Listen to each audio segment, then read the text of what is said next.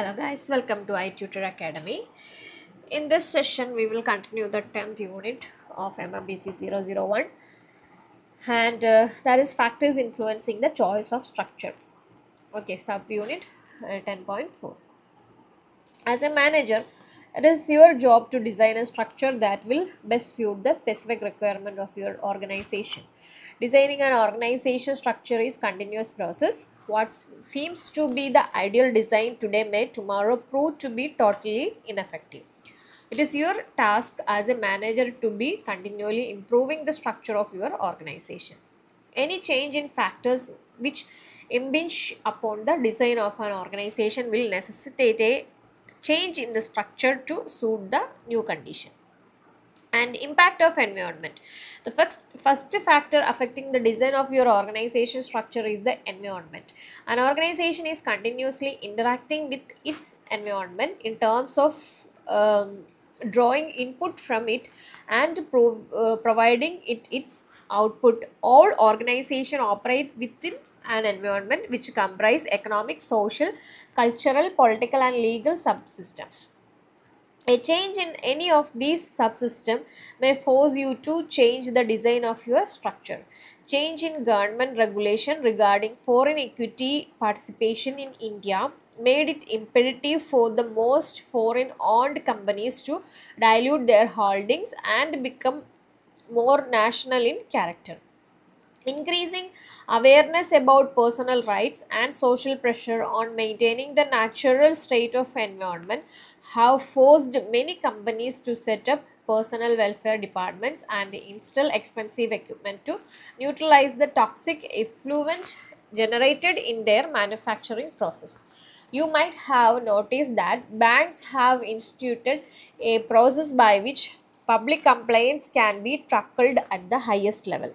Some of the bank managers and chairmen even set aside specific timing when they give a personal hearing to individual grievances. Business organizations are very much in the public eye today. Generally speaking, the more responsive your organization is to the changes in the environment, the more favorable will be its public image and greater the chance of its survival and success. Okay, what are the impact of technology? The second factor affecting the structure of your organization is the technology that you have adopted. Technology is very important nowadays. To begin with, each pair of shoes was made by single cobbler who probably spent 4 to 5 days on the entire process. With the concept of specialization and division of work organization, instead of being designed around individual craftsmen, were structured on the basis of different people doing only a specialized part of the entire process of shoemaking. This concept was further refined with the introduction of automation and assembly lines. Now, with the introduction of computerization and robots, new structural design are once again emerging. Entire plants are manned by a single operator who controls the operation through computers. Major human input are needed in designing computer controls and software rather than in performing repetitive job. Okay. These technologies changes affect not only the large firm but also the smaller one. In India, in a large number of medium and small scale companies, simple routine function as such as preparing payroll, invoicing and ledger maintenance have been computerized, because communication technology and organizing the technological related IT field is very important nowadays.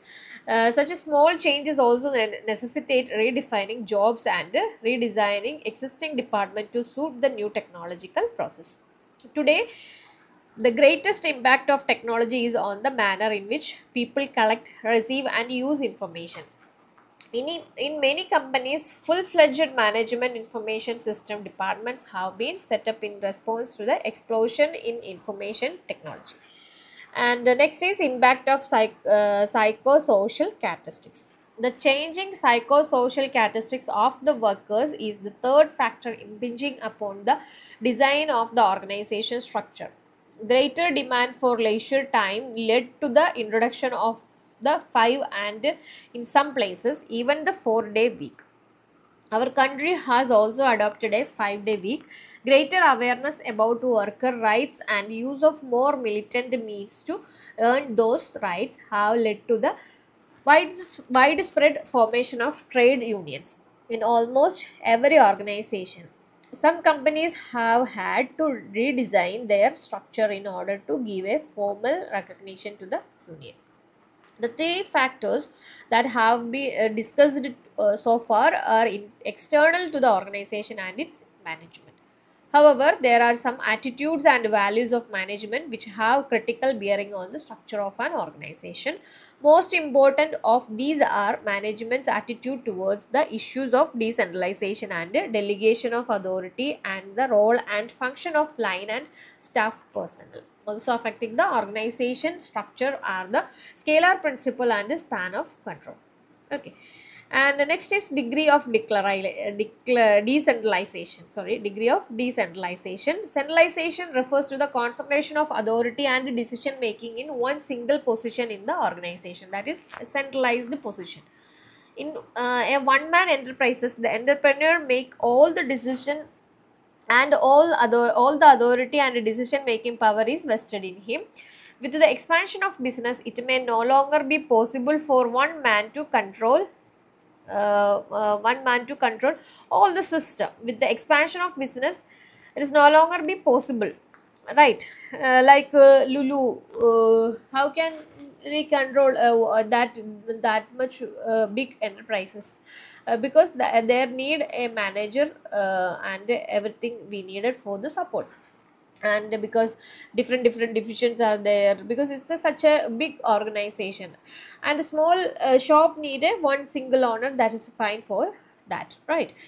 And delegation implies that you are acting on behalf of your boss by virtue of power which he has given to you. Okay, that is the role of manager there. You will find that some companies, even though physically very large, have highly centralized structure. All decisions are taken by the top management. With the middle and operating level managers have little or no say in running the show. On the other hand, you may find that even in a relatively small organization, there is a greater delegation of power and the structure is very decentralized, right? And there may be a variety of reasons for this. Doing all the tasks himself may give the manager a great sense of power, or he may feel that the subordinate is incompetent and may commit mistakes. Okay, so that is the power to control the organization. Decentralization is effective when conditions in each market are so different that only a high degree of adaptation to local conditions will lead to success. Multinational companies with subsidiaries in many different countries are a typical example. Success depends on the quick responses to the information and conditions generated at the local level. Companies dealing in stock and share or international currencies require speedy response to the fluctuating prices for getting the best return. Active participation of people in the planning and implementation of objective is conducive to good performance. An engineering company manufacturing electrical switching equipments sell mainly to the state electric case, that is SCB, State Electricity Board, through this tender system. Each tender requires close monitor and personal follow-up at each stage till the final award is made. Okay, so that is the situations. And next is line and staff relationship. The role of line and staff person is the other issue to be decided in the context of designing your organization structure. Traditionally, any function which directly contributed to the organization objectives was viewed as a line function. Staff functions, it's maybe it's a past your question asked this from this line and staff relationship in IGNOU's question paper. Staff function were those which helped the line function to perform more effectively. However, an important point to note about line and staff is that in the former there is a direct relationship of command from superior to subordinate, while in the latter the relationship is more advisory in nature. There are some traditional principles which have greatly influenced the concept of organization structure. The most important of these are specialization of work and principle of span of control. Okay, and next is specialization of work.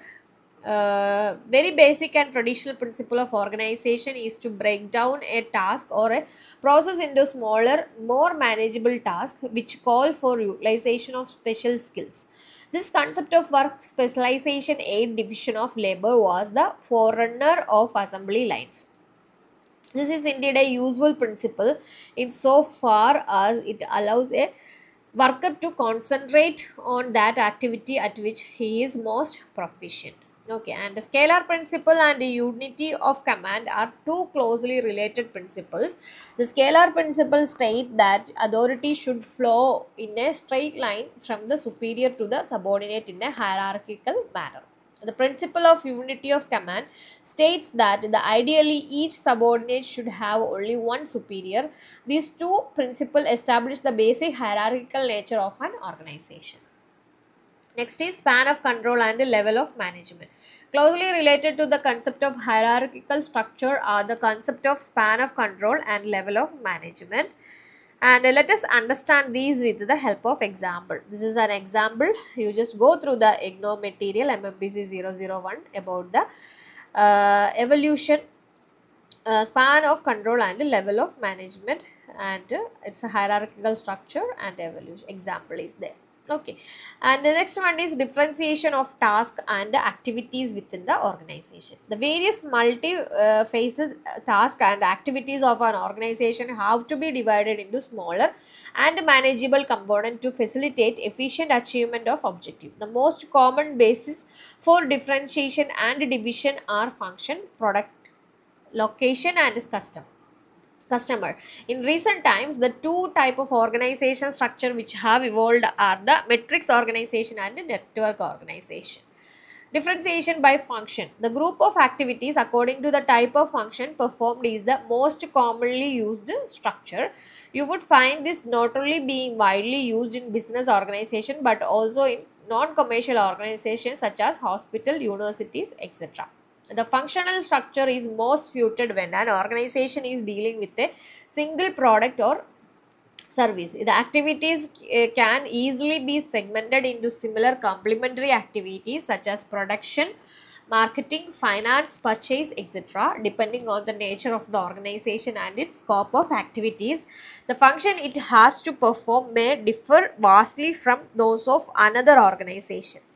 Okay, and this is the functional organization flow chart.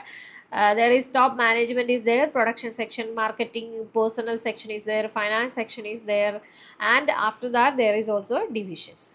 And differentiation by product. As a company move from a single product or service to manufacturing a wide range of product, it may find that the functional structure is no longer effective.